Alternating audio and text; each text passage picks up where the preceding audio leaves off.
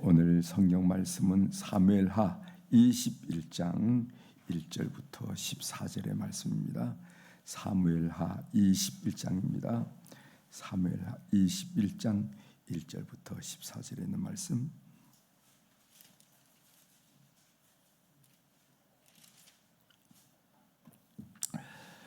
찾으셨으면 제가 봉독해 드리겠습니다.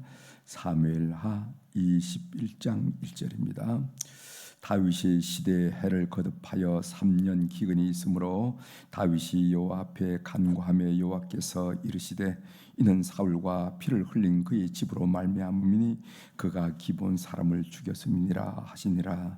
기본 사람은 이스라엘 족속이 아니요 그들은 아모리 사람 중에서 남은 자라. 이스라엘 족속들이 전에 그들에게 맹세하였거늘 사울이 이스라엘과 유다 족속을 위하여 열심히 있으므로 그들을 죽이고자 하였더라. 이에 왕이 기브온 사람을 불러 그들에게 물으니라. 다윗이 그들에게 묻되 내가 너희를 위하여 어떻게 하라? 내가 어떻게 속죄하여야 너희가 여호와의 기업을 위하여 복을 빌기느냐 하니 기브온 사람이 그에게 대답하되 사울과 그의 집과 우리 사이의 문제는 은금에 있지 아니하오며 이스라엘 가운데에서 사람을 죽이는 문제도 우리에게 있지 아니하니이다 하니라. 왕이 이르되 너희가 말한 대로 시행하리라.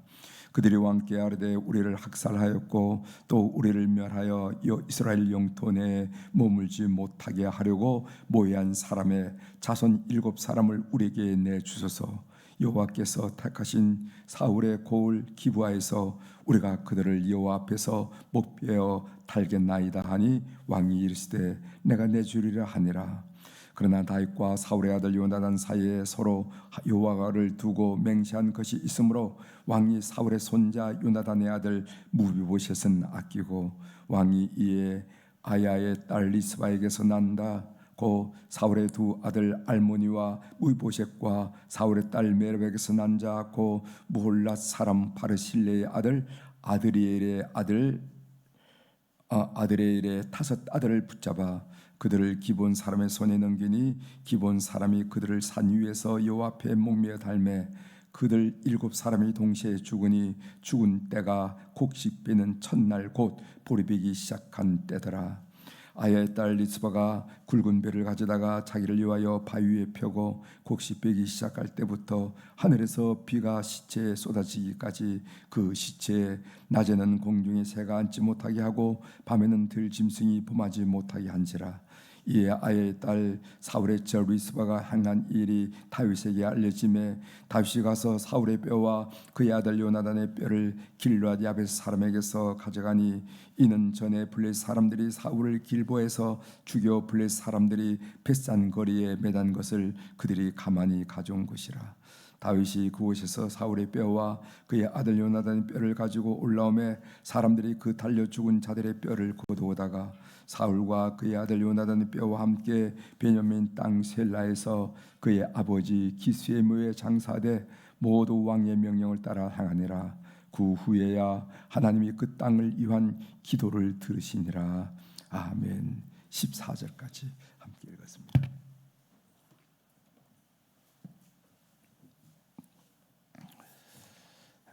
오늘 우리가 읽은 사무엘하 21장에 있는 말씀을 중심으로 주제를 이렇게 정해봤습니다. 하나님의 축복을 막는 영적인 걸림돌을 제거하라. 하나님의 축복을 막는 영적인 걸림돌을 제거하라 하는 이런 얘기를 함께 나누려고 합니다. 본문은 다윗 왕정 초기에 일어난 독립전승이에요.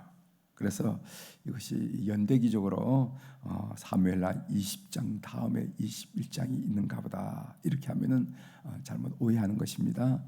이것은 독립전승인데 오늘부터 우리가 살펴볼 사무엘하 21장부터 24장의 내용은 연대기를 무시하고, 연대기란 말이 무슨 말인지 알죠?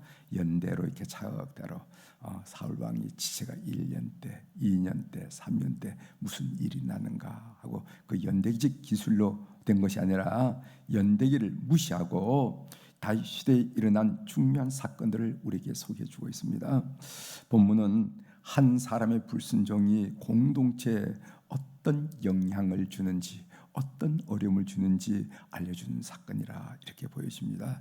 한번 본문을 좀 살펴보죠. 1절 한번 보겠습니다. 다윗의 시대에 해를 거듭하여 3년 기근이 있으므로 다윗이 여호와 앞에 간구하며 여호와께서 이르시되 이는 사울과 피를 흘린 그의 집으로 말미암았니 그가 기본 사람을 죽였음이니라 하시니라. 이런 말씀이 있어요. 해를 거듭하여 3년 기근이 있었다. 여러분, 다윗 시대가 어떤 시대냐면 그 풀을 먹이는 비가 와서 풀을 난 목축, 또 농경, 포도를 기르고 감람나무를 기르고 이제 봄에 밀보리를 거두고 가을에 밀보리를 심는 그런 이 농경사의 목축을 겸한 농경사였는데 3년 동안 가뭄이 들었다 이 말이죠. 오늘날처럼 무슨 물을 끌어다가 간 게 오늘날처럼 무슨 다 뭐 저수지도 있고 뭐 이런저런 있음에도 불구하고 비가 안 오니까 저 이 호남 지역에서 뭐 제한급수를 하고 뭐 이런 소동을 졌는데 옛날에 그런 일들이 있고 오직 하늘만 쳐다볼 때 이 3년 기근이 들었으니까 얼마나 다윗 초기에 큰 위기겠어요. 그래서 다윗은 이 기근의 영적 원인을 살피기 위해서 도대체 왜 이렇게 되냐 말이지. 영적 원인을 살피기 위해서 무엇을 했냐면 기도를 했다. 그래서 다윗이 여호와 앞에 간구하며 이렇게 얘기하고 있어요. 이게 무슨 이유입니까? 하나님, 이런 이유가 어디가 원인입니까? 하면서 영적으로 원인을 살피기 위해서 기도했다. 그렇습니다. 하나님이 대답하신데 무슨 대답하나 하면은 이는 그 이유가 있다는 거예요. 이는 사울과 피를 흘린 그의 집으로 말미암음이니 그가 기본 사람을 죽였음이니라 하시니라.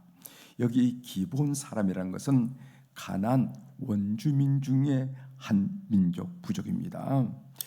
여호수아 9장에 의하면은 가나안 점령 전쟁, 가나안 땅이 이스라엘 백성들이 요단강에 건널 때 거기는 탁 빈 공간에 앉아 마치 간척을 해놓고 와서 사십시오 하는 그 공간이 아니라 이미 오랫동안 어떤 의미에서 수천 년 동안 그 가나안 부족들이 살고 있었다는 겁니다. 그래서 그 산 사람들을 물리치고 이렇게 해서 점령 전쟁을 해야 되는데 그 점령 전쟁에 대한 내용이 여호수아에 나왔잖아요. 이것을 우리는 가나안 기업 점령 전쟁이라 이렇게 표현합니다. 이 가나안 점령 전쟁 중에 여호수아가 그들과 이 기본 족속과 화친을 맺었습니다. 그건에 자세한 어떻게 해서 화친을 맺는다 하는 것은 여호수아 9장이 잘 나옵니다. 그 이후로 기본 사람들은 무슨 일을 했냐면은 이스라엘의 예배를 돕는 일을 했어요. 뭐 예배를 드리려고 그러면 제사를 드리려고 하면 물을 또 길어와야 되고 뭐 나무도 운반해야 되고 나무도 패야 되고 뭐 이렇게 할 일이 많지 않겠습니까? 허드렛 일 그런 일들을 성막에서 또는 성전에서 하면서 지내왔다는 겁니다. 그런데 사울 왕은 그들과의 언약을 무시하고 기본 사람들을 죽였어요. 아마 사울의 배타적인 민족주의 때문에 그렇다. 오늘 성경에 보면 유대 사람 이스라엘 족속들을 기쁘게 하기 위해서 그랬다니까 배타적인 민족주의로 인해서 사울 왕이 이 기본 사람을 죽였다. 5절에 보면 이런 말이 있습니다. 그들이 왕께 아뢰되 그러니까 기본 사람들이 다윗 왕에게 얘기하기를 우리를 학살하였고 그러니까 사울 왕이 학살하였고 또 우리를 멸하여 이스라엘 영토 내에 머물지 못하게 하려고 모해한 사람에 이렇게 얘기하고 있어요. 하나님은 이 일에 진노하심으로 3년 기근의 형벌을 내린다 이렇게 말씀하고 있습니다. 다윗이 기본 사람들을 불렀어요. 하나님의 음성을 듣고 기본 사람들을 불렀습니다. 그 내용이 3절에 있습니다. 3절 보겠어요. 다윗이 그들에게 묻되 기본 사람들에게 묻되 내가 너희를 위하여 어떻게 하랴? 내가 어떻게 속죄하여야 너희가 여호와의 기업을 위하여 복을 빌겠느냐 하니 여기에 속죄라는 단어가 나옵니다. 이 속죄라는 것은, 성경에서 속죄라는 것은요, 단순히 사과하는 게 아닙니다. 미안해, 잘못했네요, 이렇게 사과하는 거예요. 이 속죄라는 것은 값을 치루어야, 값을 지불해야 그 죄를 용서받는 것을 속죄라 한다, 이렇게. 그래서 예전에는 그 값을 치르는 방법으로 양, 염소, 소들이 죽었잖아요. 그죠? 우리는 예수 그리스도께서 그 몸을 바침으로 말미암아, 목사님 우리는 죄를 회개만 해도 용서받잖아요. 그것은 이미 대가가 지불되었기 때문에 그래요. 예수 그리스도가 십자가 위에서 대가를 지불했기 때문에 우리는 그 죄의 사실을 인정하고 고백만 해도 용서를 받는 겁니다. 이것이 바로 십자가 사건의 이치라 하는 것을 이것을 알 필요가 있어요. 4절 넘어갑니다. 기브온 사람이 그에게 대답하되 사울과 그의 집과 우리 사이의 문제는 은금에 있지 아니하오며 이스라엘 가운데에서 사람을 죽이는 문제도 우리에게 있지 아니하니이다 하니라. 왕이 이르되 너희가 말한 대로 시행하리라. 살인죄를 속죄하는 방법은 그 당시에 두 가지가 있었습니다. 하나는 은금, 다시 말하면 돈으로 속정금을 내고 해결하는 방법이 있어요. 속정금. 그래서 여기 보면 또 두 번째로 어떤 방법이 있냐면은 가해자가 죽음으로, 내가 어떤 사람을 죽였다 하면은 이 살인죄가 어떻게 해결되는, 내가 죽어야만 해결되겠다. 그 가해자의 죽음으로 해결받는 이 두 가지 방법이 그 당시 방법이었죠. 그런데 오늘 기브온 사람의 이야기는 일의 방법을 원하지 않는다는 겁니다. 그러니까 문제는 은금에 있지 않다. 이렇게 그들이 한 이야기는 뭐냐면은 이거 돈을 주고받고 속정금으로 해결하는 거 우리 원하지 않습니다, 이 이야기예요. 그래서 기본 사람들은 이스라엘에서 사람을 죽이는 문제가 자신들의 고난이 아니라고 말하는 것을 보게 됩니다. 그래서 이스라엘 가운데에서 사람을 죽이는 문제도 우리에게 있지 아니하니이다. 그러니까 이스라엘에서 사람을 죽이는 문제가 자신들의 고난이 아니라고 말합니다. 즉 자신들에게는 사법권이 없음을 말하면서 우리는 이의 방법을 원한다고 에둘러서 다윗 왕에게 말하는 것을 보게 됩니다. 사실 우리는 사법권이 없어서 사람을 죽이는 고난은 없지만은 우리가 원하는 방법은 이의 방법입니다, 이렇게 얘기해요. 그래서 다윗 왕이 원하는 대로 말해보라, 이렇게 했습니다. 8절 넘어갑니다. 왕이 이에 아야의 딸 리스바에게서, 이 리스바는 사울 왕의 첩입니다. 난 자 곧 사울의 두 아들 알모니와 무비보셋과, 여기 무비보셋은 이름이 따로 나오는데 요나단의 아들이 아닌 동명이인이에요. 왜 무비보셋 살린다고 그러다가 왜 이렇게 죽이냐, 그 아니에요. 다른 사람입니다. 사울의 딸 메랍에게서 난 자 곧 무홀랏 사람 바실레의 아들 아드리엘의 5 아들을 붙잡아. 그러니까 사울 왕의 첩에서 난 아들 2, 그러니까 그리고 또 딸에서 난 아들 7, 그렇게 해서 7명, 사울의 소위 피가 있는 7명 후손을 내주므로, 그래서 그 7명은 대표성을 갖는 거죠. 7명이 목매달라 죽음으로써 이 문제가 해결됐다 하는 이야기가 본문 이야기입니다. 본문을 묵상하면서 저는요, 소위 이 자연재해가 백성들의 죄에 대한 하나님의 형벌일 수도 있다라는 사실을 새롭게 깨달았습니다. 우리가 공동체를 이루어 가지고 살려면은 국가적 재난이 있잖아요. 이거 참 이 국가적 재난이다 하는 거. 기근, 또 홍수, 엄청난 기근이 발생하고, 그리고 또 홍수, 그 다음에 전쟁, 우리 코로나와 같은 이 전염병, 이런 것들이 등이 이 땅에 살아가는 사람들의 죄와 관련이 있다는 거예요. 이 성경이 우리들에게 이야기하고 있습니다. 이런 일들이 이 땅에 살아가는 사람들의 죄와 관련이 있다는 거예요. 하나님의 진노와 관련이 있다는 겁니다. 우리가 이 사실을 정말 깊이 깊이 깨달을 필요가 있다 하는 생각을 하게 됩니다. 하나님이 우리 모두가 경험했듯이 놀란 축복을 우리에게 허락하셨어요. 우리가 세계 경제 대국 10위 지나면 G7인데 이제 G8까지 들어가야 된다 한 얘기가 나오잖아요. 그 정도로 정말 하나님의 축복을 엄청나게 우리가 받았습니다. 근데 하나님께서 너희들 마약하고 어디서 저녁마다 놀러 다니고 방탕하고 이렇게 살라고 그걸 허락하셨겠어요? 아니잖아요. 뭔가 하나님께서 우리에게 기대하고 열방을 위해서 인류에서 귀하게 쓰임받는 한민족 됐으면 좋겠다 하고 우리에게 주신 축복이 아니겠습니까? 그런데 우리가 너무 방만하고 방종하고 어리석었어. 아무튼 이런 것을 우리가 깨달을 필요가 있다고 합니다. 그렇다면은 그 구체적인 원인, 죄를 어떻게 알 수가 있는가? 기도를 통해서 알 수 있는 기도. 하나님, 왜 우리가 이런 재난을 만나야 됩니까? 왜 우리가 이런 기근과 홍수를 오랫동안 겪어야 됩니까? 왜 이렇게 전염병이 창궐합니까? 하고 기도해. 다윗이 오늘 21장 1절 중반절에 다윗이 여호와 앞에 간구했다 하는 것처럼 우리는 기도할 줄 알아야 돼. 그래서 우리는 수요일마다 우리가 이렇게 기도하잖아요. 핵시 이름을 하느니 북쪽에서 미사일이 하느니 팍 이렇게 할 때 우리가 정말 이때야말로 이런 소리를 듣는 순간순간 우리가 더 기도해야 되겠다. 우리 기도하는 식구들이 되기를, 가족들이 되기를 주의 이름으로 부탁을 드립니다. 그래서 하늘의 축복을 가로막는 영적인 걸림돌을 제거하자는 것입니다. 다윗이 기근을 가져온 영적인 걸림돌을 제거하자 비로소 하늘 문을 열리고 비가 내리기 시작했어요. 오늘 10절을 읽어드립니다.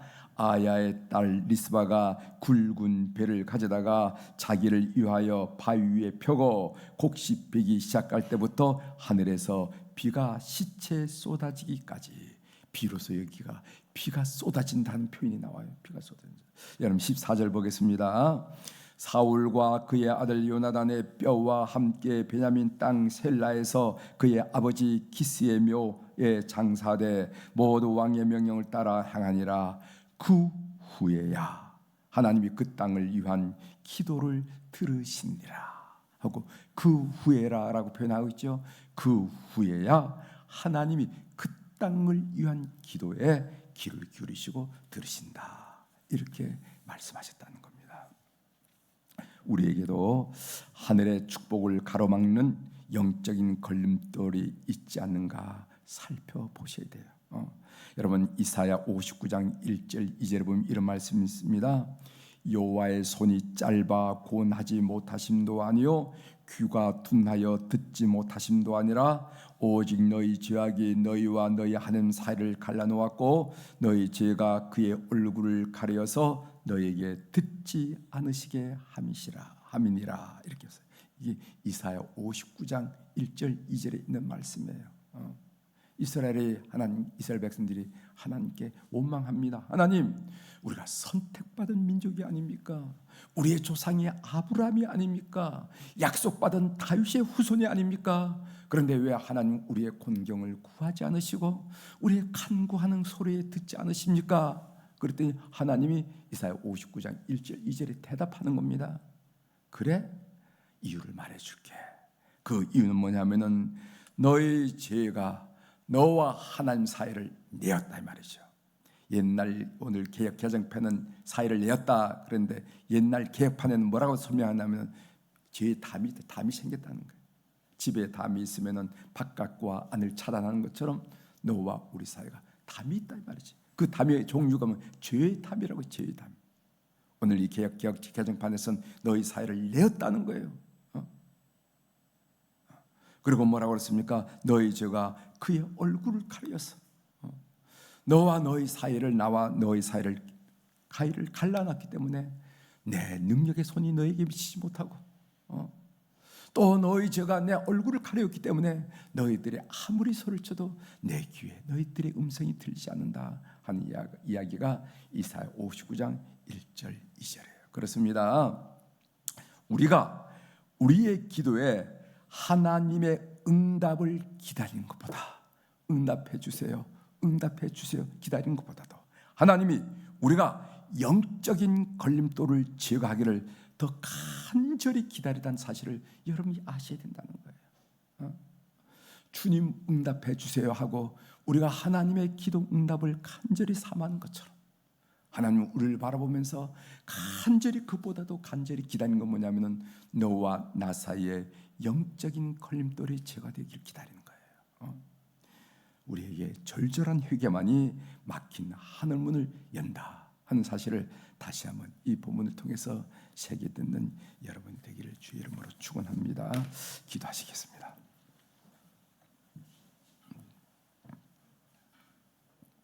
하나님, 3년 동안 이스라엘에 기근이 있었는데 도대체 왜 이렇게 기근이 있었는가 하고 다윗이 기도했더니 기본 문제가 있었고 그 기본 문제가 하늘을 닫는, 하나님과 이스라엘 백성들을 막는, 하늘의 축복을 가로막는 장애물이었고 걸림돌이었다는 것을 알고 이 문제를 해결했더니 드디어 하늘 문을 열고 비를 내리시고 하나님께서 그들의 백성의 기도에 응답하셨다 하는 이야기를 통해서 오늘 우리가 묵상 중에 교훈을 받게 하시오니 감사합니다. 우리 모든 교우들 하여금 국가적인 재난이 일어나고 자연재해가 밀려오고 이럴 때 정신을 바짝 차려서 하나님께 간구하며 이 백성을 향하여, 이 백성을 대표하여 도구하고 충고하는 우리 저희들이 될 수 있도록 은혜를 베풀어 주옵소서. 온 이스라엘 백성을 향해서 다윗이 간구한 것처럼 오늘 우리 사랑하는 성도들이 이 백성을 대표해서 하나님께 간구하며 민족의 문제를 풀고 재앙을 해결하고 걸림돌을 제거하는 그런 하나님의 사람들이 될 수 있도록 은혜를 베풀어 주옵소서. 하나님, 오늘 우리 화요일 날 우리 안나 여선교 회원들 그리고 모세 남선교 회원들을 축복하며 기도하게 하시오니 감사합니다. 하나님, 저들 젊은 날 교회 구석구석에서 복음 사역을 위해서 하나님 나라를 위해서 매진하고 애썼던 귀한 분들이 오니 하나님 그들의 황혼력이 더 찬란하고 아름다울 수 있도록 은총을 베풀어 주옵소서. 그들의 영혼을 강건하게 하시고 그들의 심령 속에 평안과 소망과 기쁨이 충만하게 하시고 그 육체 또한 하나님 젊은 사람 못지않게 강건하여 주님 오라고 부르신 그날까지 주의 영광을 위해서 귀하게 삶이 영이 되는 그런 어른들이 다 될 수 있도록 은총을 베풀어 주옵소서. 특별히 그들의 후손들을 축복하여 주옵소서. 그들의 자녀들, 그들의 자손들을 축복하여 주셔서 믿음의 열매가 얼마나 확실하고 얼마나 당당하고 얼마나 분명한지 하나님 그들도 깨닫고 후손들도 깨닫고 주변 사람들도 깨닫고 고백하는 그런 삶이 될 수 있도록 은혜를 베풀어 주옵소서. 오늘도 우리 사랑하는 교우들이 주님 앞에 귀한 물질을 올려드렸습니다. 눈을 크게 뜨시고 살펴주셔서 우리가 우리의 재간으로, 우리의 열심으로, 우리의 노력으로, 우리의 인간관계로 사는 것이 아니라 하나님의 도우심으로 위로 내리시는 무한한 은혜로 살아가는 것을 우리 스스로가 많이 자각하고 감사할 수 있도록 이 헌금을 주께서 연락하여 주시옵소서. 오늘 또 하늘의 주권과 땅의 주권을 가진 우리 주님의 권세에 있는 이름으로 이 새벽에 축복합니다. 내 영혼이 잘된 같이 범사가 잘되고 강건한 축복을 오늘 또 주의 백성으로 이 땅에 살아가는 우리 모든 교우들에게 경험되고 확인되고 찬양의 제목이 될 수 있도록 저들을 축복하여 주시옵소서. 감사드리며 예수님의 이름으로 기도 올리옵나이다. 아멘.